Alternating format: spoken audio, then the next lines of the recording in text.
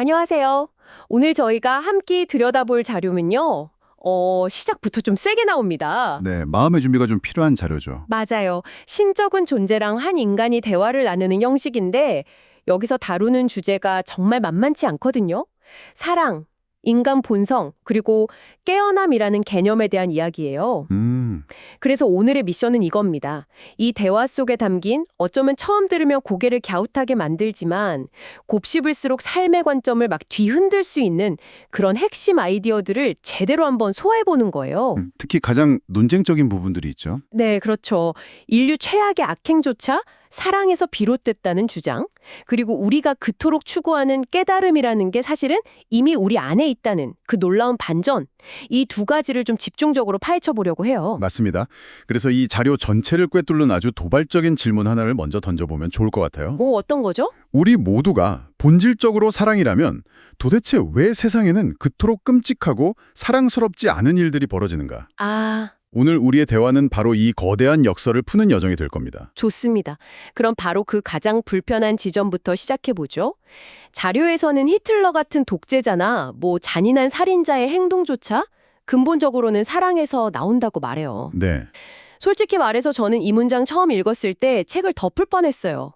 이게 대체 무슨 말인가요? 그 반응이 지극히 정상적이에요. 저도 처음엔 정말 강한 거부감이 들었으니까요. 그렇죠. 여기서 핵심은 이 관점이 그들의 행동을 정당화하려는 게 절대 아니라는 점이에요. 그게 아니라 그 동기의 가장 깊은 뿌리를 설명하려는 시도라고 봐야 합니다.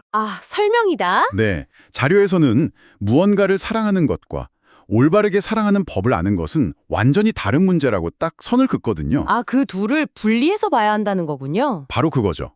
예를 들어 히틀러는 독일 민족과 자신의 비전, 그러니까 아주 왜곡된 순수성에 대한 사랑이 너무나도 강렬했던 거예요. 그래서 그 사랑을 실현하기 위해서 그 끔찍한 행동들을 한 거죠. 그의 사랑은 특정 집단에 대한 증오와 배제를 동력으로 삼는 아주 뒤틀리고 파괴적인 사랑이었던 거고요. 그렇군요. 그래서 이 관점은 왜 그런 끔찍한 짓을 했나? 라고 묻는 대신에 질문을 바꾸는 거네요. 맞아요. 도대체 무엇을 그토록 미숙하고 맹목적으로 사랑했기에 그런 행동만이 유일한 답이라고 믿게 되었나?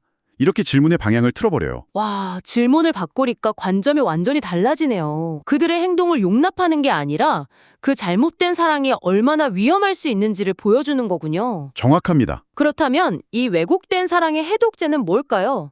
자료에서는 순수한 사랑을 이야기하더라고요. 네, 바로 그 지점이에요. 순수한 사랑이란 어떤 대가나 보답을 전혀 바라지 않는 사랑을 말해요. 대가 없는 사랑? 네, 자료에 나온 비유가 정말 멋진데 밤하늘의 별을 보는 경험을 한번 떠올려 보세요. 밤하늘의 별. 우리가 별을 보면서 저 별이 나를 알아줬으면, 나를 사랑해줬으면 하고 바라지 않잖아요. 그렇긴 하죠. 그냥 그 존재 자체의 아름다움, 그 광대함에 압도되어서 경외심을 느끼는 거죠. 그 순간의 충만함 자체가 보상이에요. 이런 조건 없는 사랑을 경험할 때 우리가 진정한 나와 가장 가깝게 연결된다고 이 대화는 설명하고 있어요. 하지만 바로 여기서 현실적인 문제가 생기는 것 같아요. 어떤 문제죠? 이런 숭고한 이야기를 듣고 나면 당장 제 자신의 부족한 모습들이 막 떠오르면서 나는 멀었구나 하는 자괴감이 들잖아요. 네네, 그렇죠. 자료 속 대화 상대방도 똑같은 좌절감을 느끼더라고요. 나는 부처나 예수처럼 될 수 없어 하면서요. 정말 많은 분들이 공감할 만한 지점이죠. 그런데 여기서 나오는 신적인 존재의 답변이 정말 예상 밖이에요. 어떤 답변인데요? 그 좌절감, 그 불완전함을 느끼는 것 자체가 완벽한 여정의 일부라는 거예요. 그러면서 아주 중요한 제안을 하죠. 용서라는 단어를 우리 삶에서 지우고 이해로 대체하라는 겁니다. 용서를 이해로 대체한다고요? 네, 이게 되게 흥미로운데 예를 들어 어린아이가 식탁에서 우유를 쏟았을 때 우리는 아이를 용서해야 할 죄인으로 보지 않잖아요. 그렇죠. 그냥 아직 미숙하니까. 맞아요.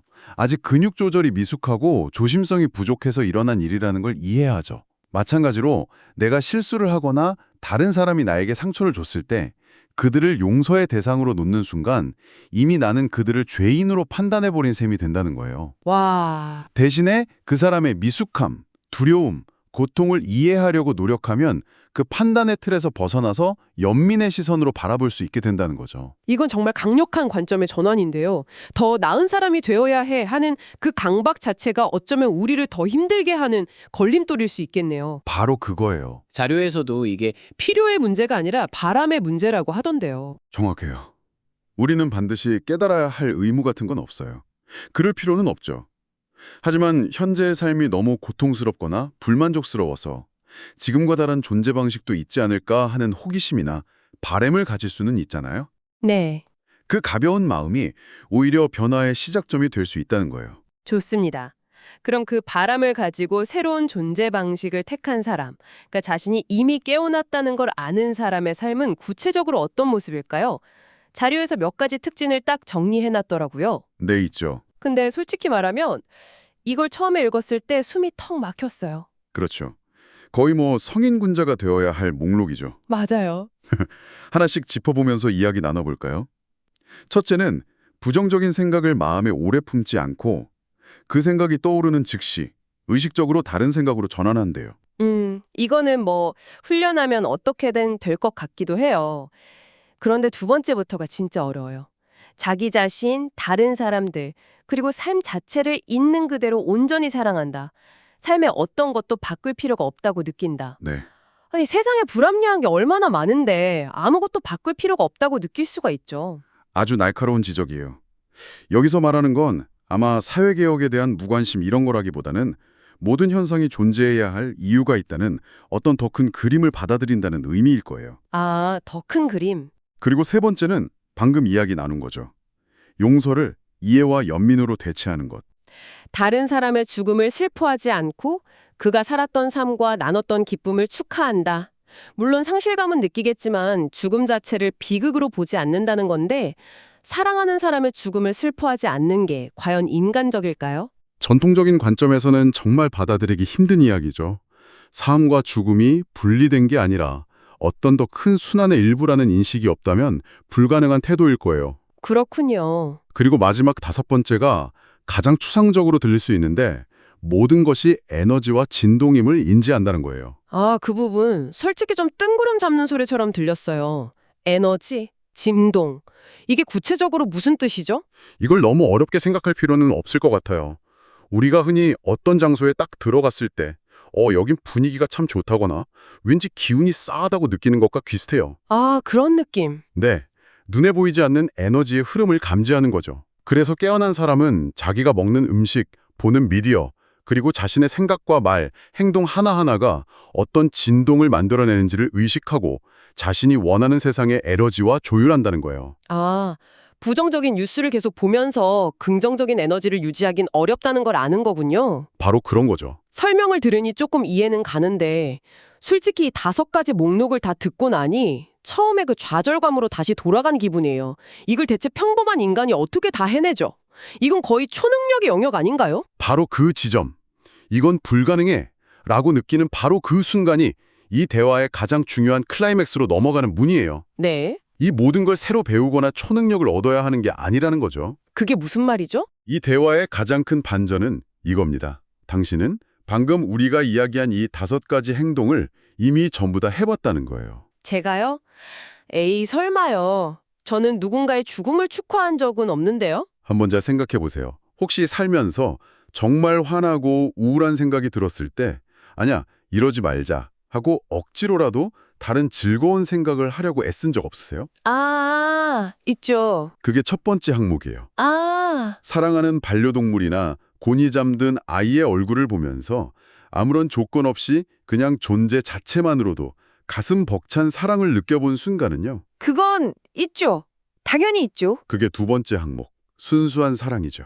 잠깐만요. 듣고 보니 직장 동료가 나한테 무례하게 굴었을 때 무작정 화내기보다 요즘 저 사람 무슨 힘든 일 있나? 하고 아주 잠깐이라도 그 사람의 입장을 생각해 보려 한 적은요. 아, 네, 가끔. 그게 바로 용서를 이해로 대체하려는 시도였어요. 그리고 어떤 방에 들어갔을 때 분위기가 너무 어색해서 일부러 농담을 던져서 분위기를 바꾸려고 노력한 적이 있다면 그건 당신이 그 공간의 에너지를 감지하고 조율하려고 한 거예요. 와, 진짜네요. 생각해보니 한 번도 안 해본 행동은 하나도 없어요.